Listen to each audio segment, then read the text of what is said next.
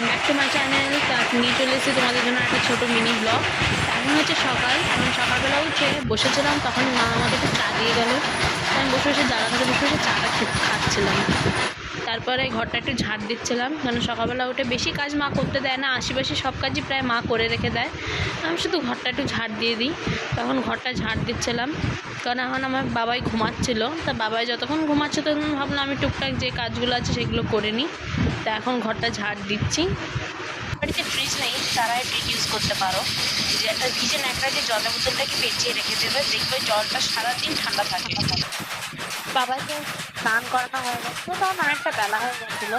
তখন বেলা মতো 11টা 10 মিনিট বাজে। বাবাকে প্রতিদিন 11টা 12টা থেকে স্নান করানো আমার হয়ে যায়।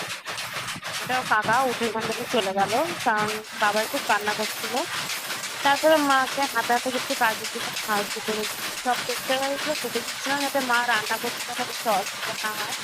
আজকে আমাদের বাড়িতে বেশি কিছু না, বাঁধাকপি, আজকে শনিবার তাই জন্য নিরামিষ, তার জন্য বাঁধাকপি, বাঁধাকপি আলু কাটা হয়ে গেছে। তারপরে মা বললো একটাই একটাই সবজি করবো, তাহলে একটা ভেন্ডি কেটে দেয়, তাহলে ভেন্ডি ঝাল করি। তারপরে প্রচুর ভেন্ডিগুলোও কেটে দিচ্ছিলাম ঝালটার জন্য করাটা বেশি মটরের ডাল আর বাঁধাকপির তরকারি, এই ভেন্ডি কাটাও খাবো। খোসাগুলো ছিল, সেই খোসাগুলো একটা গাবলায় তুলে নিচ্ছি, নিয়ে ডাস্টবিনে ফেলে দেবো। তাই জন্য ওগুলো গোছ করে আমি তুলে, তারপরে বাবার সব ন্যাকড়াগুলো নিয়ে সব জামা প্যান্টগুলো নিয়ে কাচতে নিচ্ছিলাম। কলপারে বসে বসে ন্যাকড়াগুলো সব কাটছিলাম, দেখছিলাম কোনটা পটির ন্যাকড়া কোনটা বাদ, সেগুলো আলাদা করে দিতে।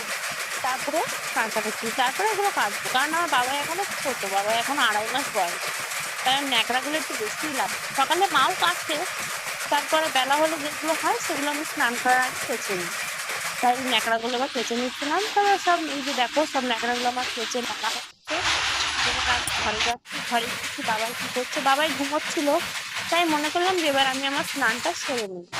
এই যে আমার স্নান করা হয়ে গেছে, আজকে মাথাটা ঘষলাম, মাথা ঘষে নিয়ে এই যে চুলটা খুব ভিজে ছিল বলে চুলে ঝেড়ে নিলাম।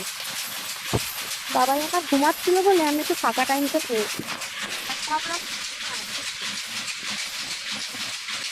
বাবাই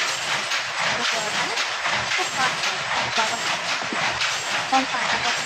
বাবা খেতে দিতে হবে, তার জন্য তখন কাজটা গোছ করে নিলাম। এবার দেখো কি করলাম, তারাও আমার হাতটা নিজে বাবার উঠে পড়েছে। ঠাকমা এখন বাবাকে রাস্তায় বেরিয়েছে, টোকে নিয়ে ঘুরছে, তাই আমি ভাবলাম ততক্ষণে আমি বাবার সব ন্যাকড়াগুলো ভাঁজ করে গোছ করে রেখে দিই। সব গোছ করে এক জায়গায় ভাঁজ করে করে রেখে সারাদিনের ব্লগ ব্লগ একটা যে আমি সারাদিন কি করছি তার কিছু কিছু অংশ তোমাদের সাথে আমি শেয়ার করার চেষ্টা করেছি, তাছাড়া কিছুই না। তো আমার সব ন্যাকড়াগুলো গোছ করা হয়ে গেছে। তা গুড নাইট, এখন আমি শুয়ে পড়বো। তো আশা করছি তোমাদের এটা ভালো লাগবে, সাবস্ক্রাইব করে